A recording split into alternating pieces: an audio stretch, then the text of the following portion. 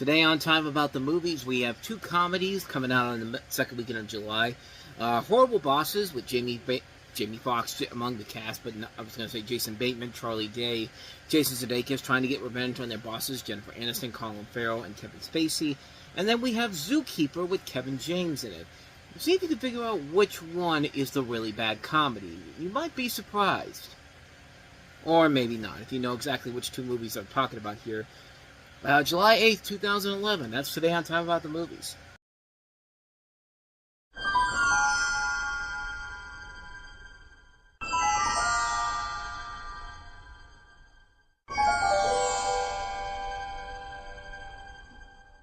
You gotta trim some of the fat around here. What? I want you to fire the fat people. Let's have sex on top of her. Let's use her like a bear. That's crossing the line! I own you, little runt. Thank you. I guess we're just gonna be miserable for the rest of our lives. Why don't you kill each other's bosses? That's actually a good idea.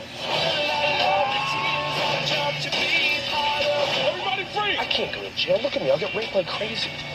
I'd get raped just as much as you would. I know you would. Horrible Bosses. Rated R. Starts July 8th. And welcome to Time About the Movies. We are taking a look at the two big new releases of July 8th, 2011. We're starting off, of course, with the biggest of the two new releases, and that is Horrible Bosses.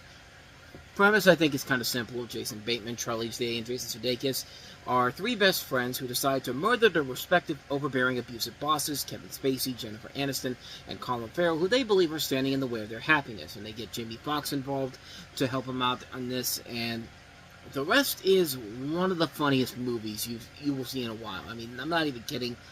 This is one of the best comedies of the 2010s, easily. This movie made me laugh so hard the first time I saw it.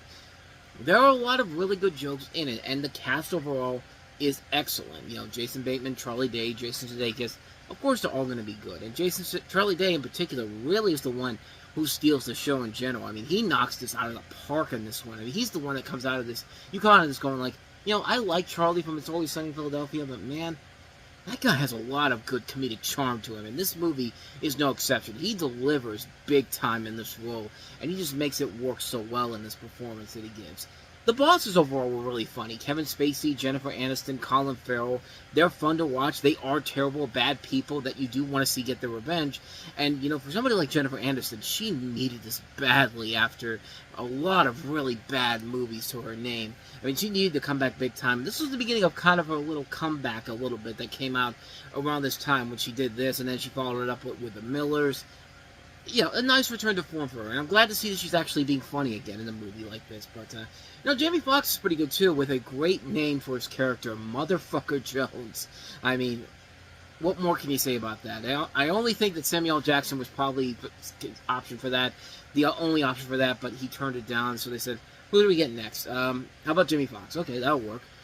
This is directed by Seth Gordon, who, again, like Jennifer Aniston, needed this after Four Christmases. Just, whoa, that was a bad movie. And then writers John Francis Daley, Jonathan Goldstein, and Michael Markowitz do a great job of adding in these really funny moments with a predictable plot overall. And that is kind of the only flaw of the movie, is that it is kind of predictable how you think it's going to pan out. And the ending overall I thought was kind of a bad cop-out, but at the same time, it doesn't take away from the overall enjoyment of the movie. I still had a really good time watching this. It really is one of the funniest movies I've seen in a long, long time. It's a film that is very funny, very clever, very hilarious, very over the top. And if only they didn't have to ruin it with a terrible sequel 3 years later, which, yeah, they ruined it with a terrible sequel 3 years later. It was literally the same movie over again. I mean, it was literally the same film. But we'll save my full thoughts on that for 2014, but yeah, they destroyed Horrible Bosses pretty quickly after that, unfortunately. But the original Horrible Bosses is still a fantastic film, one of the best comedies I've ever seen. What more can you say, man? Horrible Bosses, terrific, terrific film. So let's go ahead and move on to that other comedy that came out this weekend, and that is Zookeeper.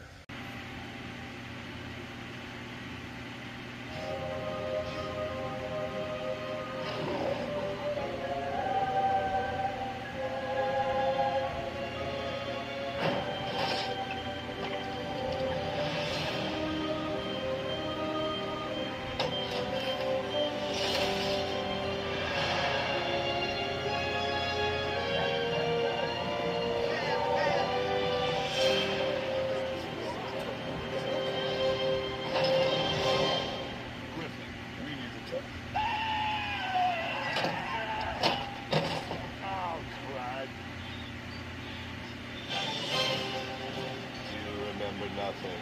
You remember nothing. I totally think this is working.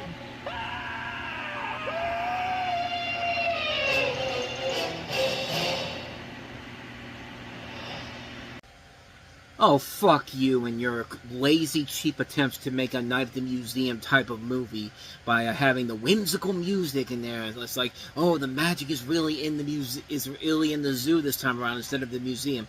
Fuck you. You made a shitty movie, and it's not even, you're not even trying to hide it here. Yeah, this is exactly what you think it is, folks.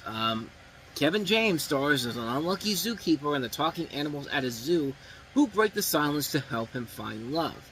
And, you know, he's engaged to Leslie Bibb in the beginning, but, you know, when he goes to propose to her, you know, she decides, oh, I don't want to do that because you're a zookeeper, and now you're a lazy zookeeper, and I want to go find somebody who has a job that'll pay for my needs, more importantly. Like, she's a bitch. I mean, she's literally a bitch who literally dumps this guy because of his job. Like, isn't the point of being married the fact that you're willing to stand behind somebody that you love 100%? Like, no matter what kind of a job situation they're in. Like, this is really stupid from the beginning. This is before the animals even come into play here. But when the animals come into play, it gets worse. It gets much, much worse because, yeah, the comedy never gets going. The jokes are terrible. The star-studded voice cast in this movie: Cher, Nick Nolte, Adam Sandler, Sylvester Stallone, Judd Apatow, Jon Favreau, Faison Love, Don Rickles. This is the last thing he did before he died. Congratulations, Don. You wasted your entire career as an insult comic by doing something that insults your film career, your entertainment career in general, by saying yes to this pile of garbage. I mean, this is a terrible, terrible fucking movie, man. It's lazy. The jokes aren't funny. That trailer alone, with nothing but screaming Kevin James and a screaming elephant, because we don't care about it. Because like most of the movies this summer for kids, we don't care about entertaining all of you out there, not just the kids, but the parents who are going to be forced to watch this pile of garbage. No. We're doing this to shut your kids up for an hour and a half. We feel like we've completed our mission. Thank you for your money, and I hope your kids are miserable for the rest of your life, for the rest of their existence. I mean, that's how bad of a movie this thing is, and this is how bad nearly the entire 2011 kids movie film slate for the summer was is because we've been getting nothing but garbage after another. Mr. Popper's Penguins, Judy Moody and the Not Bummer Summer, Cars 2, Monte Carlo, and now here's yet another really bad kids film. You know, almost coincidentally, kind of like what's been happening this summer, with the one exception being, you know, the two exceptions being Lilo and Stitch and Elio, which nobody wants to go see Elio, bastards, but yeah. I hate this movie so much. I mean, this is just another bad movie to add to the list of really bad movies produced and starring Adam Sandler. And this isn't even the worst PG-rated Happy Madison movie, because guess what? Adam Sandler will tell Kevin James to hold my beer as I'll do Jack and Jill at the end of the year. And oh god. Oh god, that one. I think you get the point here. Zookeeper. Terrible, terrible movie. What more can you say? And thus, with all that said, we wrap up another edition of Time About the Movies. Next time we meet, we'll head into the middle of July with the most anticipated movie of the summer, and that is, of course, the conclusion of the Harry Potter franchise. Harry Potter and the Deathly Hallows Part 2. We'll take a look at that, and then we'll take a look at one of the best animated movies of the year, maybe the best kids movie of the year, honestly, but someone in their big brain at Disney decided, we're going to go ahead and release this on the same weekend as the most anticipated movie of the year. And then how could it possibly go wrong? Well, yeah, most people forgot that Winnie the Pooh was even coming out because you did just that. That's worth a discussion on its own merits. We're going to get deep into that conversation tomorrow on the show with Winnie the Pooh and Harry Potter and the Deathly Hallows Part 2. But yeah, that still baffles me that Disney did that. But we'll save that conversation for tomorrow on the show, so be on the lookout for that. With all that said, thank you so much for watching this. I hope you enjoyed it, and if you did, please go ahead and hit that like button, that subscribe button, and notification button. And also, don't forget to check out the playlist, and also check out the last episode we did. So with all that said, whether it's in the past, the present, or the future, I will see you at the movies. Take care.